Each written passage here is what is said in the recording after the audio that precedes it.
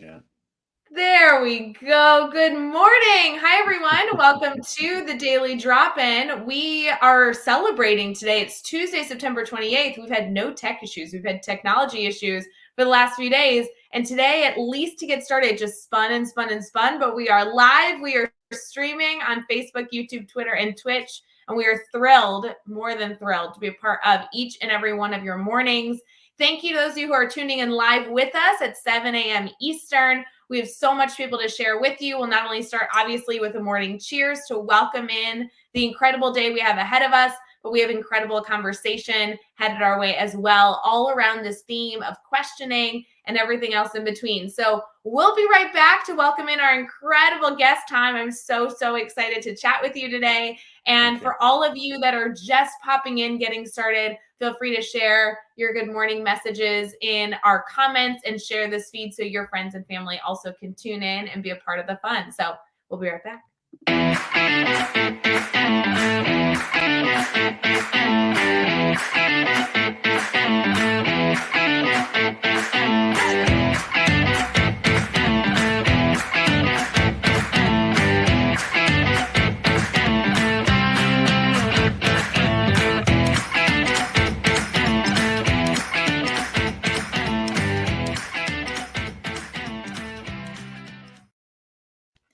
Good morning. Good morning. Welcome to the Daily Drop-In. It is 7 a.m. Eastern, 6 a.m. Central, 5 a.m. Mountain Time, which is relevant to Tom.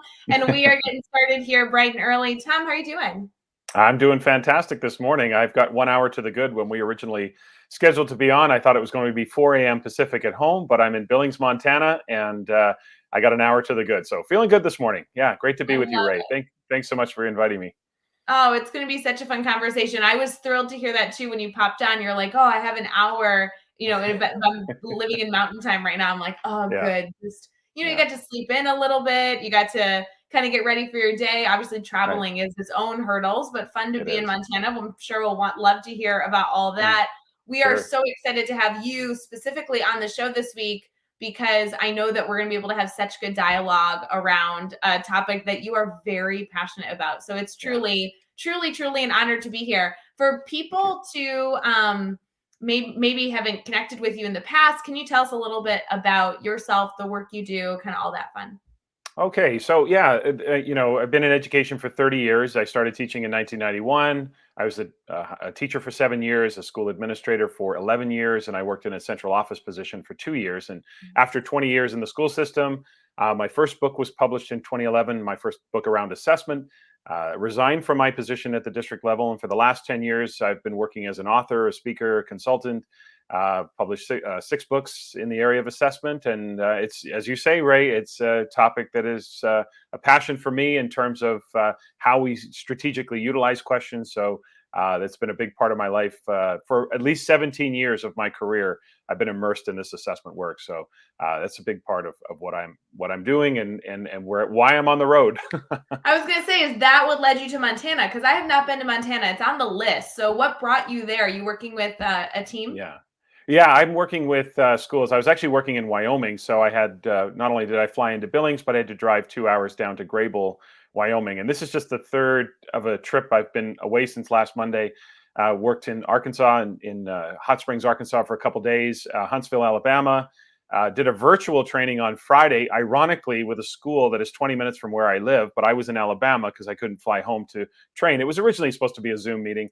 Spent the weekend in Salt Lake City, flew to Billings on Sunday, drove to Graybull yesterday, drove back to Billings today. I'll fly home to Vancouver this morning. So that is pre-pandemic, and now coming sort of, I don't want to say post-pandemic, but things are getting back to normal, and that's a pretty normal kind of week or week and a half for me. I have to say, Tom, when people hear that you're traveling all over, I feel like there's either two reactions. One is, oh my gosh, that's so stinking cool. He's been all over. He's doing so much good work. He's impacting so many educators. It's so fun to be able to see new places. And then there's the other side where it's like, oh my gosh, he's living out of a suitcase. That must be so much hassle. You probably don't even know what city you're in. Kind of where do you land this morning? Where's the feelings at? Well, I'm really excited to be back out with people. It was 481 days between road trips. So March 13th, 2020 was my last trip, and then July 7th of 2021 was the first time I'd set foot on a plane. Living in Canada, crossing the border was a little bit more challenging because of the testing and quarantine requirements. But when those were lifted, so returning to Canada as of July 5th, if you're fully vaccinated, you don't have to quarantine. So that opened up travel for me. I still have to get COVID testing to crossing the border, which is fine. And but I land on, I'm excited to be back out here. I love the work I do. I love working with people face to face. I love being in new cities, and yes, sometimes it's really cool. Sometimes you get to work with an elementary school in Honolulu, and you might throw in a few extra days there to just hang out. And then sometimes you're staying in a small little motel in Graybull, Wyoming, where you're not sure what era the bedspread and the pillows are from, and you just kind of take the yin with the yang, and that's just life on the road. That's the way it is. You take the good with Ooh, the bad. There's I love Hawaii, and then there's being snowed in at O'Hare and missing your connection and all of those different things. So You I know, take it. It's all good. I do have to say though, if you ever miss your flight at O'Hare, I'm only like 30 minutes from you, so I would be happy to help out in any way possible. Perfect. But I understand, there's life on the road is not easy, but obviously a big blessing that you're able to not only travel safely now, but also keep impacting schools. You and I have only recently connected. You've been very, very, very active in the Teach Better family, and I've always enjoyed being in whether it be a mastermind or any sort of training or meeting with you, because you are constantly being, at least I've perceived you as a learner. And I find it so fascinating that people pay you to go out and teach them these incredible topics. And yet every time I've seen you, you're asking questions, wanting to learn, building relationships. I just think you must have this wonderful balance of obviously always being willing to share, but truly seeing this as a growth development process, which I really value about every time we've been able to connect. How did you get connected to the team? Do you mind sharing that a little bit? Well, my connection came through Josh Stamper, and I was doing a last January and February. I was doing a workshop for his school district, Frisco ISD in Texas, and I was facilitating a workshop on my book, Grading from the Inside Out, and Josh kind of connected, and we had connected about some questions. We were chatting about the workshop, and I was the one that asked the question, hey, what's the story behind the podcast network? What's that all about? Because I had just, like 4,000 other people had started a podcast during quarantine and during the pandemic. So, what do? You start a podcast. I was curious about what the network was all about, and certainly was excited to hear about it. And so Josh said, would you ever be interested in joining the network? And I said, well, I don't really know what that's all about, but sure, why not?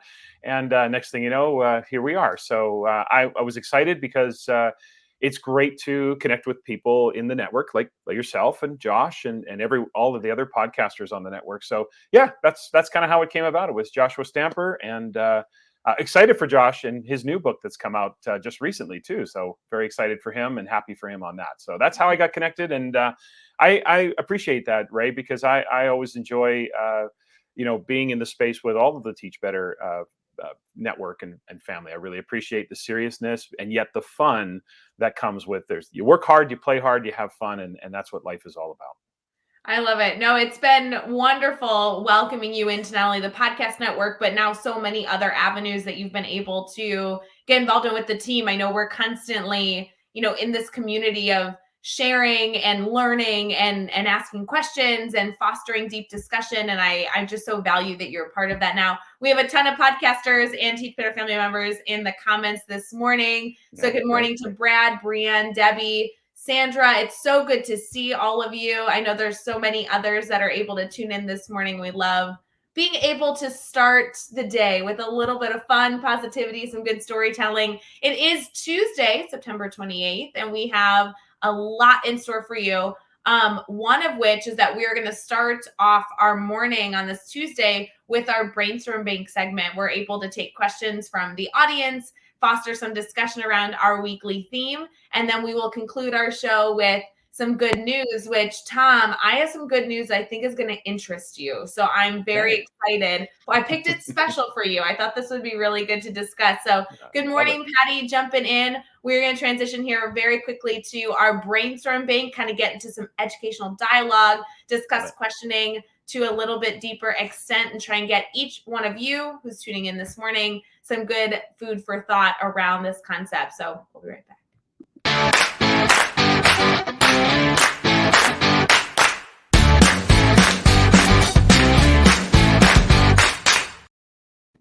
Good morning, everyone. You know how our brainstorm bank works. You can head over to teachbetter.com/dailydropin or teachbetter.com/brainstormbank. Submit your questions if they ever come at a time where we are not physically or even virtually all together. You can just submit your question anytime you would like in the middle of your day or maybe the tail end as you're heading into the evening. And we are more than welcome, more than happy to talk through your questions live. We are also obviously taking questions live in the comments. So if anything sparks an interest or you have something you want to discuss, that's why we're here.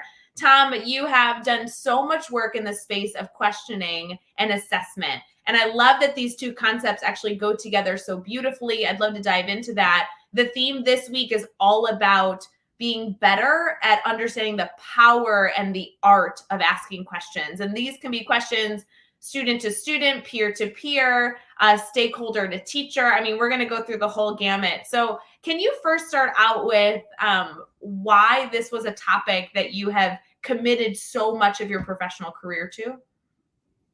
Well, certainly, questioning and the larger expansive topic of assessment. I mean, questioning is what teachers do most often. I mean, when you take the most, the widest lens and you think about what do teachers do on a daily basis, we often ask our students questions.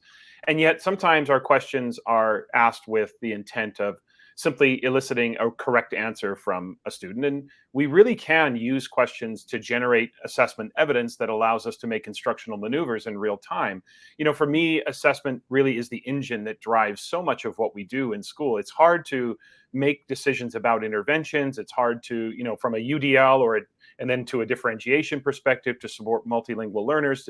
Everything that we do in school is driven by making decisions based on the evidence we gather. And so we have to make sure that any evidence we gather, and that evidence need not be formal, it can also be quite informal, but any evidence we gather really does lead to decisions we make about what's next for a learner, what interventions are necessary, how to support that learner going forward. So for me, the curiosity around assessment, came to a place where I just recognized that it drives so much of what we do, and being assessment literate. In other words, understanding the principles of sound assessment driven by questions that we ask and the artful way that we utilize questions can really help us make more precise and more on-point decisions. And then you expand into the idea of asking questions that are metacognitive. So asking students to think about their own thinking. And then you think about the notion of using questions as a form of feedback. And pretty soon you realize that the power of questions is quite expansive and something that we continue to refine as educators. It's so interesting, Tom, when I think of the words assessment and questions, right? Bright and early on a Tuesday morning, I'm thinking, okay, assessment. That's the test I'm giving at the end of the unit, and questions. Those are the questions I'm asking on this assessment. And yet your evaluation of all these different ways that they ebb and flow into our daily life, I think is one of the most important concepts we can bring to light throughout this week, is not just the skill of being able to craft a beautiful formative or summative assessment, but truly how day to day, the way you interact with your students, the way that you speak to them, the questions that you pose to them can not only get you data on how you're going to teach or instruct, but actually how you're going to engage with the learner at, holistically, which I find to be so interesting and a topic that we have not yet dived into yet. So I'm so thrilled that we were able to get into that this morning. Is this something that you found a passion in early on in your career? Did this develop over time? Why is this something that you think is so important for educators to consider, and something truly that you've committed a good chunk of your career to? Not early in my career, absolutely not. Without spending too much time on the autobiography, but I started teaching in 1991. I was a high school history teacher, and if you can think of every stereotypical thing about a high school history teacher. I embodied that. I was the punitive grader. I was, multiple choice tests, and no one. Let's be clear here. Top of the food chain when it comes to multiple choice, high school history. The rest of you can fight it out for second place. We can multiple choice anything, right? I was the zero guy, the late penalty guy, everything that I do not embody today. I was, 180 degrees from that. So 13 years of my career as a traditional kind of teacher, things began to fade a little bit as, I gained experience, et cetera. But about 2003, 2004, that school year was when I'd finally reached a bit of look, I don't want to be hyperbolic about it, but I reached a bit of a point where I thought, I can't keep doing this. I can't keep coming into a classroom, presenting information and then hoping they learn and not being able to do anything about it if they don't. So what's going on in what's going on in education? What's going on in our industry that I need to pay attention to? Late 90s, early 2000s, we had this renaissance in assessment practices. So my timing was perfect. And, one thing led to another. I just became curious about the power of assessment. So for the last 17 years, I immersed myself. And what I quickly realized was that understanding the principles of sound assessment practices, I think, is the most efficient and effective professional investment any teacher can make.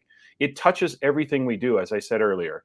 So understanding those principles allows us to, utilize questions for instructional purposes, design sound assessments if it is a summative purpose. It allows us to manufacture opportunities for students, as I said earlier, to be metacognitive. It allows us to sort of assess 21st century skills, if it's critical thinking, if it's collaborative thinking.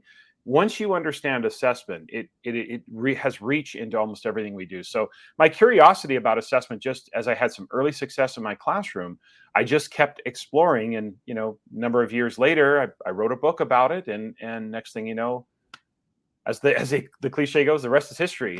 And here I sit in Billings, Montana with Ray. I love it. It's really funny. Today before we came live, we were talking about how today is Ask a Stupid Question Day. And we were like laughing at the fact that, of course, this landed during this week when this was our theme. But I'm going to ask a stupid question because I truly love to promise our audience that I will ask all the silly questions that, we are thinking as we're going through our learning process anytime we're discussing something on Daily Drop-In. How do you define assessment? Oh, it's assessment is both simple and complex. The definition of it is very simple. Assessment is the gathering of information about student learning. Yeah. That's it. That's Sure. it. Anytime you gather information about student learning, you are assessing. Mm-hmm. And the complexity is in the design, in making sure, my timing. Is my question a good question? Is it an appropriate prompt? Have I elicited the evidence I need to make decisions? So the complexity comes in the execution. Mm-hmm. The simplicity is in the definition. Assessment just means to gather information about student learning. That information need not be tangible, right? So I can ask a question in the middle of a lesson to verify that my students are still with me. That is one of the fundamental questions any teacher should ask themselves in the middle of every lesson, which is, how do I know the kids are still learning?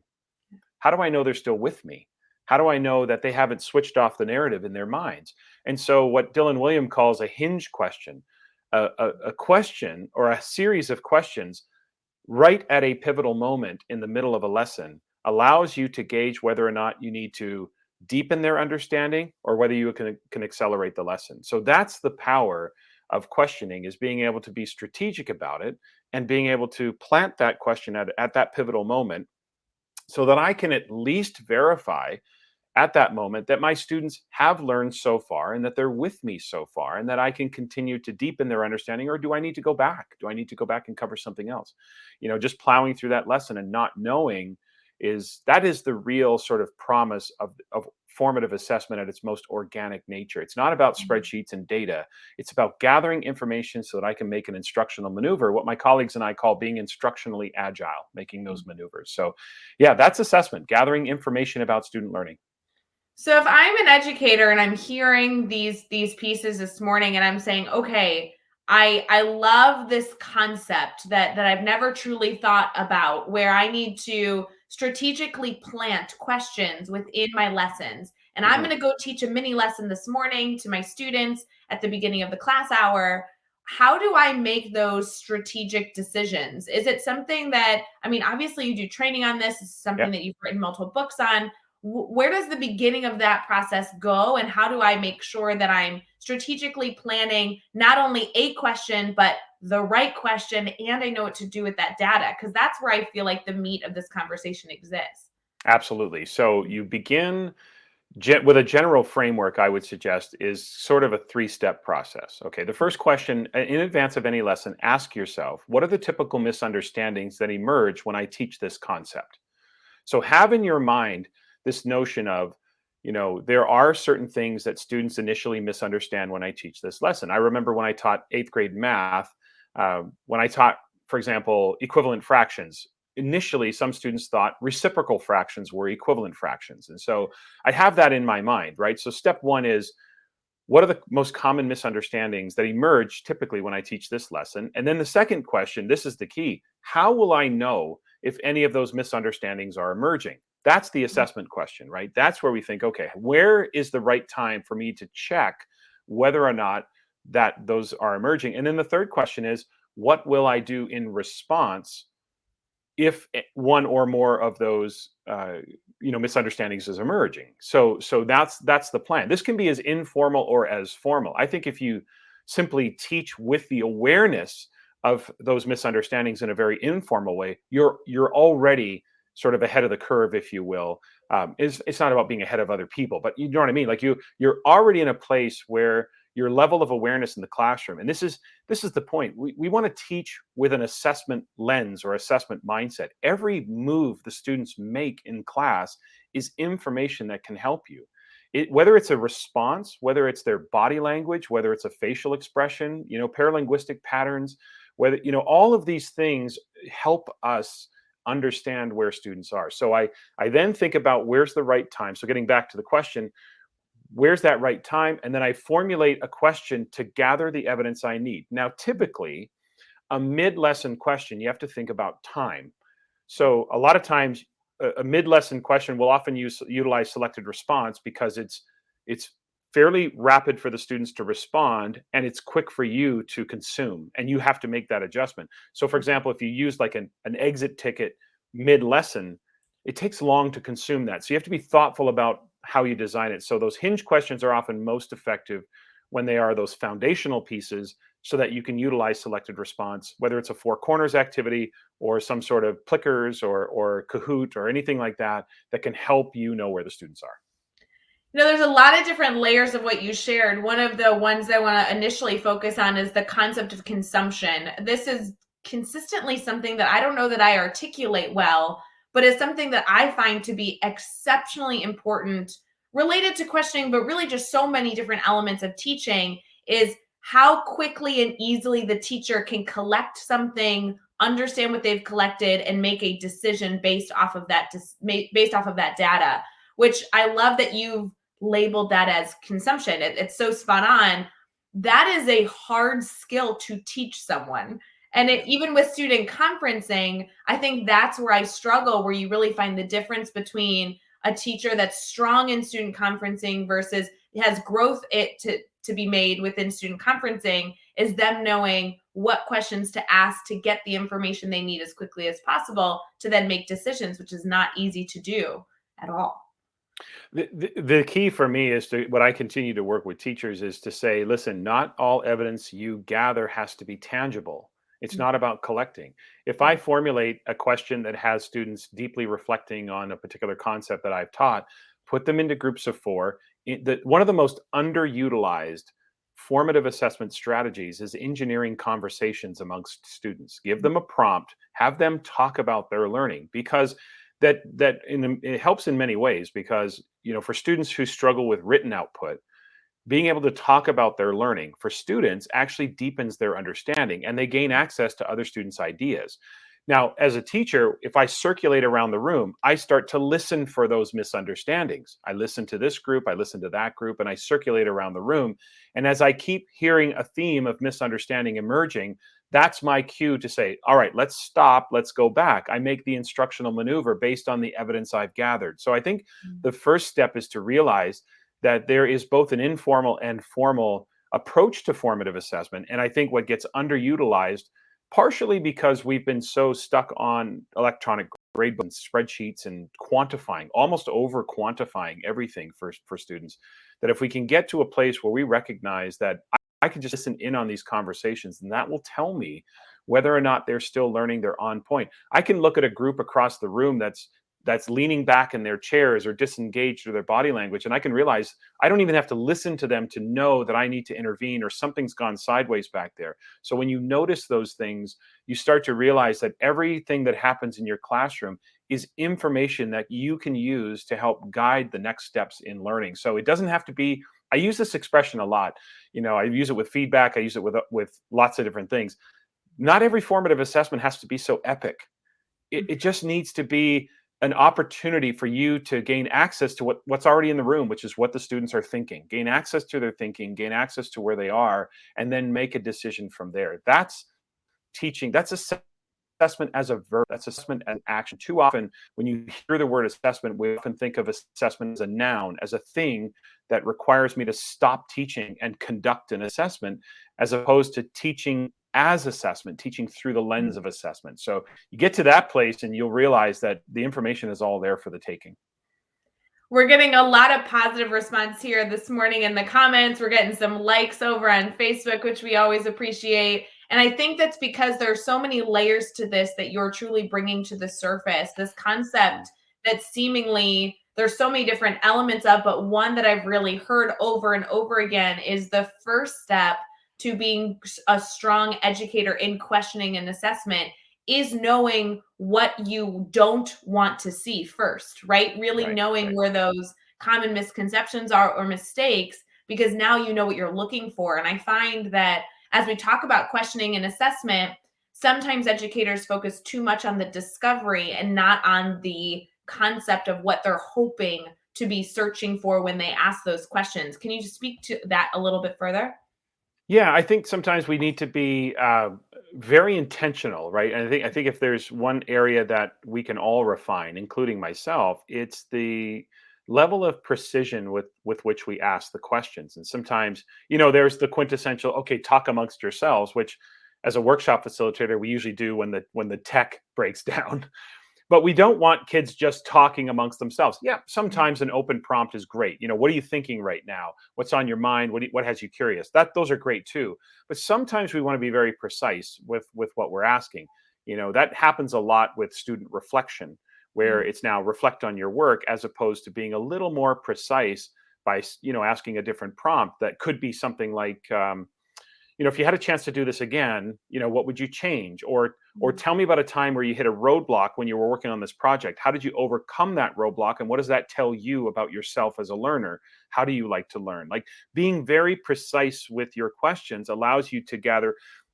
Typically, the more precise you are with your prompt, the higher quality the evidence or information you're going to get from students. If you leave the prompt wide open, you're probably going to get a wide range. And that's fine if that's the intent. So Ray, this all begins with purpose. So when we think about assessment purpose, it drives everything. Why? Why am I asking the questions? Why am I choosing this moment?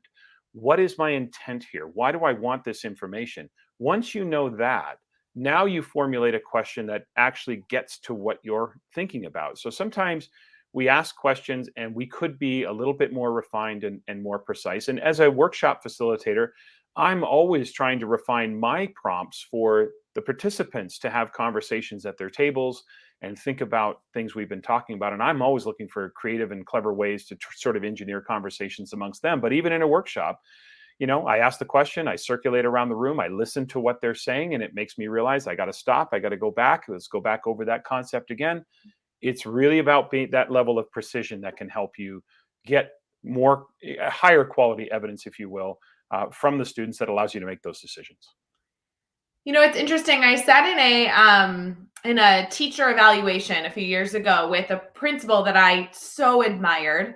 And he was telling me that one of my weakest areas was questioning. And at the time I was like, I really am working so hard to be a good teacher. I definitely want to improve in this area. It was an element that I was being evaluated on year to year. So I knew that I wanted to see growth and development in this art of questioning. And the dialogue really focused on asking good questions and therefore giving me starter sentences and certain words that I should be using in my questioning. What I really value about this dialogue that we've had so far is it's not so much about how the question is created. Of course, I'm sure that's very, very important long term, but more so what the end result is, what the data is that you're striving to collect. And I find that to be such an easier concept to understand as a teacher, because it's not so much the phrasing of my question and more along the lines of what my long-term vision, what my long-term goal is, what I'm trying to gather from my students so I can make future decisions. Have you heard about this concept of how to phrase a question being a focus? I mean, I can't imagine that that's nearly as impactful as knowing what you want out of the question. Impactful, but I would agree with you that it's not as impactful. However, we do need to be mindful about, and sometimes we craft questions a little too finite, a little too linear. So if we want, it depends. Again, if my purpose is to get the students thinking, we have to make sure that the students are doing the thinking. So I don't want to ask questions that are sort of recall focused based on what I just covered in class. There can be a place for that, but if my purpose, this is why I get back to purpose, right? If my purpose is to get the students thinking, then they have to be the ones doing the thinking. So I want to ask more open-ended questions. I want to ask questions that maybe have more than one correct answer, where there's a lot of different directions to go, or questions about what strategy would you use to approach this problem, or what other information do you need to gather enough evidence or enough information to make a good decision. If you're engaged in an inquiry-based learning experience, right, your curiosity, you want to craft a question that has you exploring not what but why, and looking at those sort of intellectual depths of what you're trying to investigate. So we do have to be mindful of how we phrase the question, but I think once you determine your purpose, I think it's easier, not easy, but easier to formulate a question, because in the back of your mind, you know why you're asking the question, and therefore you're going to craft a question that does exactly what you just thought of as your purpose. So that's where I would begin, is know why you're asking the question, what you want out of the question. And then I think the question will, I don't want to sound flippant, because it won't just flow from there, because you do have to be mindful about how you craft it, but it'll help you from that point. You know, Tom, I've heard many times people say you want your students to do the thinking. In Mhm. terms of questioning, can you give me some examples of questions where the students would not be doing the thinking or would be doing the thinking? What that phrase means to you? Well, first it means, as I've just mentioned, recall, right? So sometimes we ask, and here's an interesting thing about assessment, for example, for teachers is question format or assessment method is not aligned with depth of thinking or depth of knowledge. Here's what this means.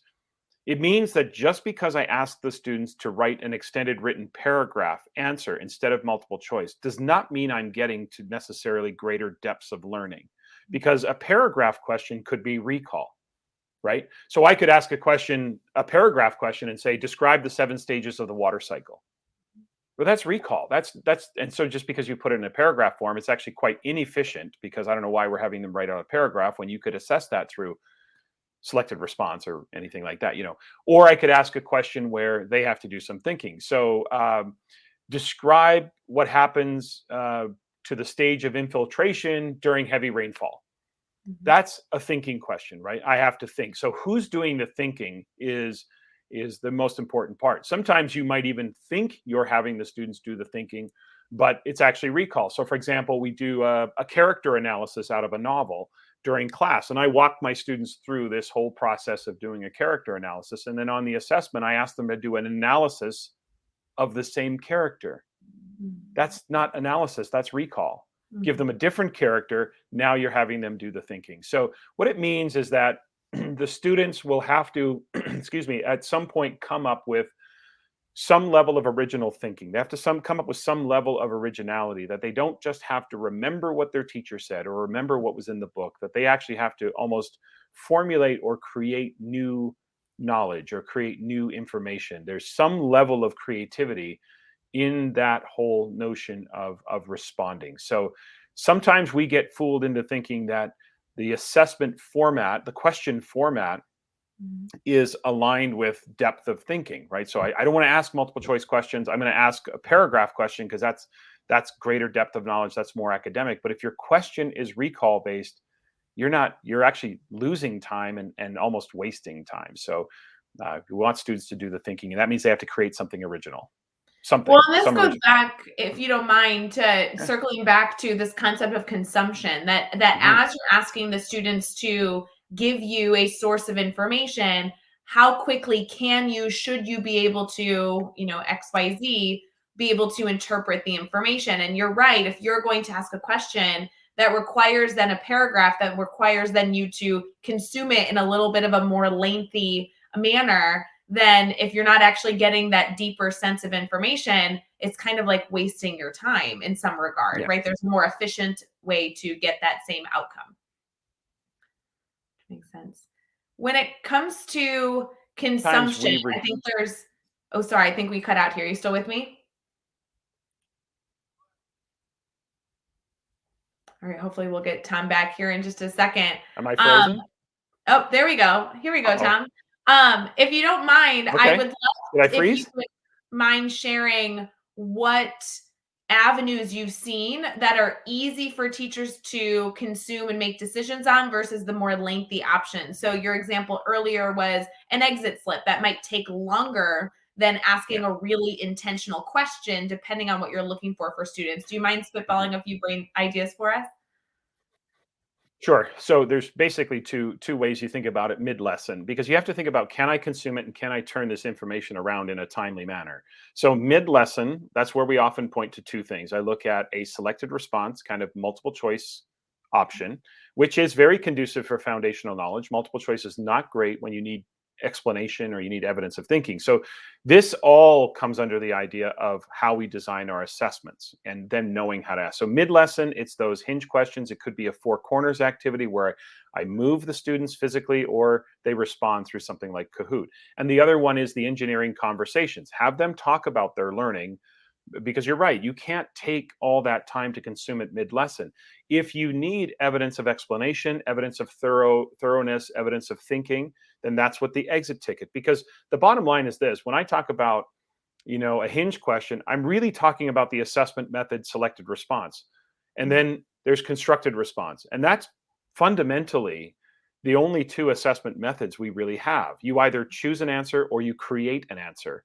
Now, once you decide to create an answer, now you're talking about, maybe that answer is in an authentic context. And so that's what we would call a performance task, a performance assessment. So it all falls under the umbrella of what is the right method for what I'm assessing. Because that's the magic in assessment, is when what I'm assessing and how I gather the evidence are the right fit, because assessment methods aren't interchangeable if you want accurate information. So mid lesson, I have to think about efficiency, which means I'm not going to have them write some lengthy response because that'll take me too long to consume. So think about those hinge questions, multiple choice, four corners. Again, it doesn't have to be a bubble sheet. It can be all sorts of ways, selected response. End of lesson. Now we're talking about an exit ticket, because you now have the time to consume it and then make an instructional maneuver. So the downside of an exit slip or exit ticket is the delay between your consumption and the instructional response. But the upside is you get much more thorough evidence of student thinking. And so you get a deeper understanding of where they are in the learning. Tom, we've been able to dive into so many different pieces today. I knew this would be a good conversation, but I didn't know what our major takeaways were going to be. And for me, this focus on being extremely intentional with our questions, knowing where those questions are going to be in our lessons, that was very early on in our dialogue. Mhm. Knowing what you want to collect from the students, how you're going to collect that quickly to be able to adjust.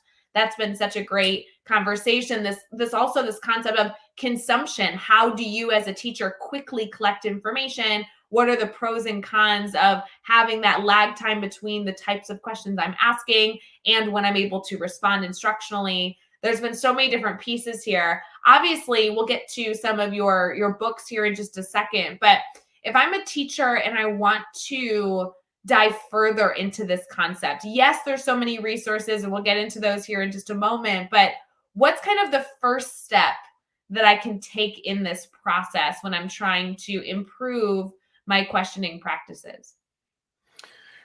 Well, I think again, you have to, it goes back to understanding that purpose. So take a fresh look at what you typically do and ask yourself, am I clear on why I'm asking this question at this point? Or do I just feel at some point I have to stop talking and I'm throwing a question at my students? So it's all about intentionality, right? Do I know why I'm asking this question? And then the second question is, does the question itself get to the depth of thinking that I'm trying to elicit from the students? Am I really getting them to that depth of thinking? So the refinement comes, who's doing the thinking? All the things we've kind of talked about are really good places to begin. I guess it depends, as a teacher, it depends on their assessment literacy, right? So if they are further along in their assessment practices and they understand purpose and they understand assessment design and how we create sort of a match between what we're assessing and how we're assessing, then they can just start to refine their questions. But if a teacher wasn't clear on those aspects of assessment, then I would probably go back and say, refine your understanding of assessment purpose, because that's the question we should always ask ahead of any assessment or any moment, which is why. Why do I want this information? And then from there, we say, okay, how do I choose the right assessment method? And if the right assessment method is instructed response, then is the prompt. If the right assessment method is a hinge question mid-lesson, now I'm thinking multiple choice. So I have to design a question that not only has a correct answer, but it also has 3 or 4, depending on how many you have. And there's no rule there has to be 4, but we often stick to 4. But those 3 choices that are incorrect, you want to be strategic about that. You want to make sure that when students choose the wrong answer, you can use it diagnostically, right? So when I said earlier, what are the most common misunderstandings that typically emerge when I teach this lesson? Make those answer A, C, and D, so that the correct answer being B, but if a student chooses A, you have a little bit of insight as to what misunderstanding led them to pick A as the correct answer. So this is where being very thoughtful even about those distractors can help you use multiple choice diagnostically. Crafting a good multiple choice question is not that easy, because we have to think about, what do those incorrect answers tell me about where the learner is. So that's all part of a larger picture, which is building our assessment literacy, our understanding of sound assessment practices. I think it's so funny, Tom, because I know so many educators that would tell you that multiple choice is never an option for assessment. That's such a terrible practice and we shouldn't be using it in classrooms. And we have just spent 41 minutes thus far discussing how that actually can be a very intentional, strategic Yeah. opportunity to collect data from a student, depending on what you're looking to collect, and how these options are truly in front of us for us, to choose for the taking. We just need to know the why, the intention, the purpose Right. behind the decisions we make. And we can constantly be shifting based on what our students are responding to us. So there's so much value there. When I know, people hear that you've written all these books on this, you do professional development constantly, you clearly have obviously the podcast and the podcast network. Mhm. What's the differences between the options I have here to continue to learn from you, and what might be the right avenue for me as I'm maybe connecting with you for the first time, of what piece of information I might want to engage with first? Is there differences between the books and the podcast that you've been able to put out into the world? Well, certainly there's some overlap, of course. The podcast focuses a little bit more on interviews with other sort of educators, and I, call in some favors of some friends of mine and get them on and reach out to people I've never met before. But the overlap is that my podcast always finishes with a 10 to 15-minute segment on assessment.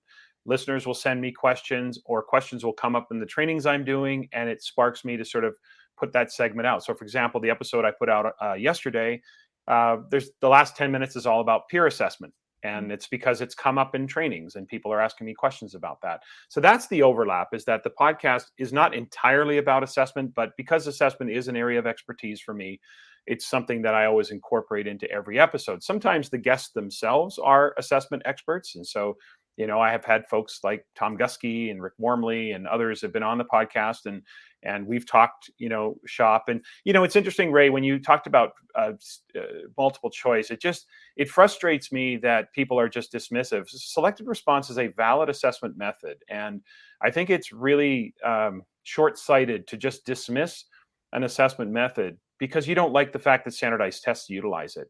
Every assessment method is valid, but every assessment method has a limitation. So at some point, we've got to let it go. We have to let go of selective response. So sometimes when I work with high schools, I'll say, listen, you can't multiple choice everything. Okay.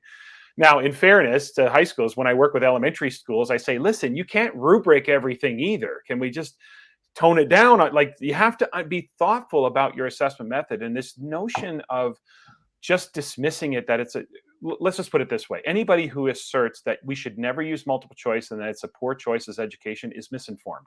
They just don't know what they're talking about.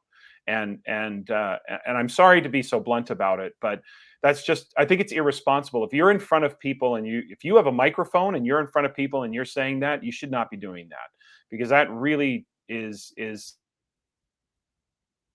it's irresponsible to tell people something that is simply not true. Anyway, so thanks for listening. I feel better now. Had to get that off my chest.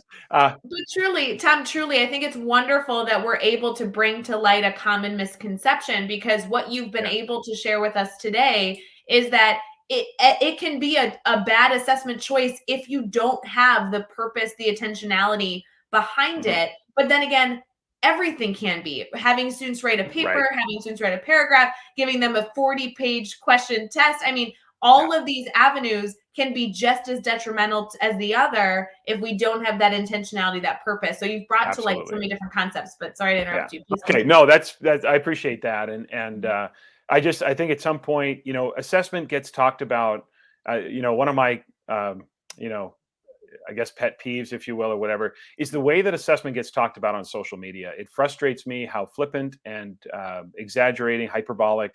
I just think that we need to be, everything about assessment is context dependent and nuanced. There are no absolutes in assessment.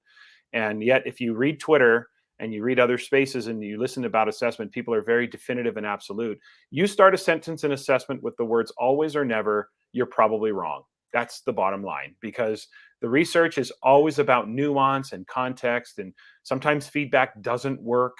But the way we talk about feedback, it's as if just provide students feedback and you'll have this learning explosion. That's not how it works. It doesn't work that way. And that sets teachers up for frustration, because they read someone's Twitter post and they go, oh, I should be having this learning explosion in my classroom.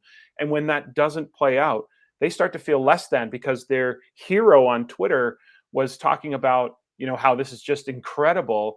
And I just think we have to be responsible. Many of us in this work have to be responsible and honest about some of the challenges. Assessment is hard.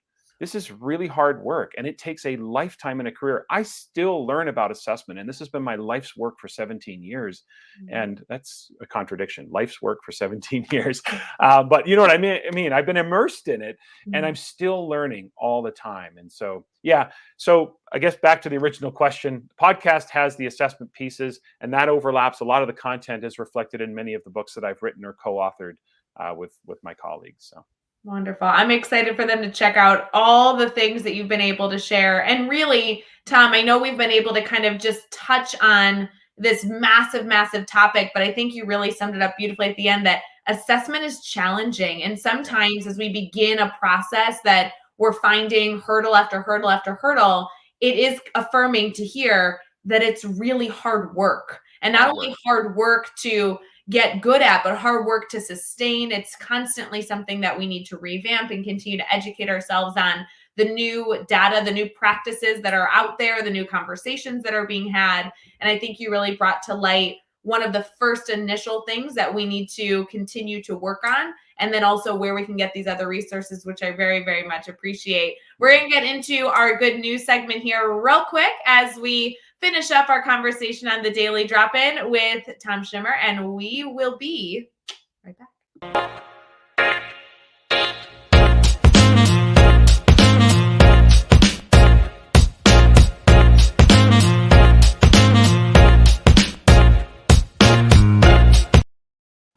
Good morning, everyone. Thank you for joining at the tail end of our Daily Drop-In conversation. We've had so much good dialogue, and especially if you're jumping in now, do not stop here. You definitely need to go back and hear all the conversation we've been able to have. Tom, I think it's so funny that September 28th is Ask a Stupid Question Day. I think we need to challenge our network to go ask a stupid question today. I don't know what constitutes a stupid question, but I feel like I ask them all the time. So I'm not sure if you have that experience, or maybe you've come to accept that no question is stupid, but truly. Well, yeah. I mean, I ask stupid questions all the time, and I don't know why it happens, but questions that are obvious right in front of me. Um, where's my phone? Where'd I put my phone? It's in my hand. Things like that. I mean, I ask stupid questions all the time. It's right on the board. I ask questions of the flight attendants. It's like, yeah, maybe if I read the boarding card, or if I read the screen, I might have had that information instead of asking it. So it happens to all of us. We're busy, and we have to just be gentle on ourselves and not think those questions to be stupid. We're all human, so it happens. Well, I think it's wonderful. If you are trying to find an avenue, a safe space, friends, a safe space to ask a stupid question, consider Tom and I great safe space people. You can throw it in the comments right now. Ask a stupid question. It could be related to Tom. We before we went live, we discussed that everything was fair game. So maybe you want to learn what's on Tom's t-shirt or what city he's in. He may not even know right now. Maybe you have a question about the Teach Thunder team or something educational. You are welcome to ask as many stupid questions as you like in the comments. We're not promising we'll answer the stupid questions, but we will get a good chuckle out of them. So feel free right this moment as we're getting into our good news segment to post a terrible, stupid question. We would love to entertain ourselves at the tail end of our morning to do that. Tom, I think you're going to like our good news story. We really like to share a good news story every single day. On Tuesdays and Thursdays, it's at the tail end of our show. On Monday, Wednesdays, and Fridays, we do it in the beginning. And what we like is to be able to give some food for thought, maybe something we can bring to our students, or it's something that we can engage with our colleagues around. But this one I thought was interesting. I'm not sure if you saw this, but there is a charity that rescues so much food from landfills that it opens a pay what you feel grocery store to share tons of produce. So in Vancouver, Vancouver, a new supermarket is opening specifically to get unwanted food and produce into the hands of people who need it or want it, thereby sparing it from being dumped in a landfill. So that's called the Food Stash Foundation's Rescue Food Market, has opened its doors officially on October 1st. So it's not yet open, but it's opening this week. And it is open for 3 hours a day. It's a surplus of produce and food, and it's available for anyone, regardless of their financial position that they are in. They're trying to do a number of different things, but specifically noting the pay what you feel rather than pay what you can basis to ensure that there is a little opportunity here for the shoppers to really engage with the work being done. There's a beautiful article here in the Good News Network that's going through not only the opportunity we have to use the products that we are creating, but also making sure that we are giving back to communities and people that really are going to benefit from this incredible opportunity. So I thought of you when I saw this, because this is right in Vancouver. I think you've been a few times. Yes, I live in Vancouver, the metro area anyway, and it doesn't surprise me. I mean, I didn't know about the story, but certainly knowing where I lived and where I live and where I grew up, and just the west coast of Canada doesn't is very environmentally aware, very in tune with those types of needs. It's part of the culture, the small C culture of where I live. Vancouver, a lot of Lululemon, a lot of recycling, a lot of repurposing, all of those different things. So you get the yin and the yang of that. So, but certainly, what a wonderful idea. I mean, that's the things that people think of or think are even possible. That's themselves asking themselves a question: what if we were able to harvest produce? And we ask ourselves, there's another power: ask yourself questions about getting back to the theme of today. So just that's a really inspiring idea. Love it. Well, and the hope would be with these articles, whether it sparks some positivity, some hope, some excitement within ourselves, hearing these bright and early in the morning on the Daily Drop-In, or choosing to bring these types of articles, these types of topics to our students at the start of a lesson or at the end of the day, and fostering some conversation. There's a lot of questions that you can begin asking to spark deep thinking and dialogue within your student body, looking at a foundation that is exploring the work of not only food consumption, but also supporting all types of people, regardless of their financial situation. And, how that can then go into other types of dialogue that you can foster in your classroom. It's always nice to be able to bring those true real world experiences into this conversation that your students could be having. Yeah. Yeah. I think it's wonderful. It really does. Yeah, I feel a little inspired, and I have to say, I feel a little bit of pride that it's in Vancouver. Yes. We as Canadians, one of the most obnoxious things about us as Canadians, if anyone is famous or anything great happens in Canada, we'll make sure that you know about it. So we kind of claim ownership over it. Famous actors, famous musicians, we'll always remind you that they're Canadian. And Yes. and you don't do that. Americans never do that. Americans never say, "Oh, have you heard about Denzel Washington? He's American." You never do that, but we do that. We always say, Ryan Reynolds, Canadian. I love We it. somehow lay claim to it, and we'll make sure it's one of the things about Canadians. That and the fact that we're super passive aggressive. That's the other part that you have to watch out for if you come to Canada. I have heard that. I think I need to surround myself with more Canadians because I've heard a lot of these pieces. I get live all the time. Obviously, you get to host Yeah, the Daily Drop In with Brad every week. Tom, I just think yeah, you fit in wonderfully. We love this North America, like blending of there you US and go. Canadian guests here. So, Tom, I want Absolutely. to thank you so much for joining the Daily Drop In. I know it was bright and early for you. You're traveling, you have a lot going on in your life, and we appreciate that you took an hour to spend it with, obviously, your Teach Better family. You've been in the network for so long, and we just want to continue to foster the connections within our network. Yeah. That's kind of the beauty of the Teach Better team, is not only being able to learn from each other, but truly connect and build relationships with each other. So I'm excited and eager for our network to continue connecting with you. And thank you so much for joining the show. I really appreciate it. Yeah, Ray, it was a pleasure, and certainly to anyone out there, if there's anything I can do to help support you in your work, just reach out. I'm easy to find on social media and all the other and through the network as well. So it was a pleasure, and I'd look forward to doing it again anytime. So anytime you want to do this again, Ray, you just let me know, and I'm in. I appreciate that, Tom. You're the best. For everyone else, Thanks. we wish you a wonderful and absolutely outstanding Tuesday, September 28th. We hope you enjoy your last sip of coffee as you head into one of the best Tuesdays that you've ever had. And if you need anything, we are always here to help, whether you reach out to a guest on the Daily Drop In or a member of the Teach Better family or a member of the Teach Better team. We are here to brainstorm with you, talk shop with you, and make sure that you are getting everything you need to be successful throughout your day. So thank you for all that you do. And we'll see you again tomorrow morning on the Daily Drop In at 7 a.m. Eastern. All right. Bye, guys.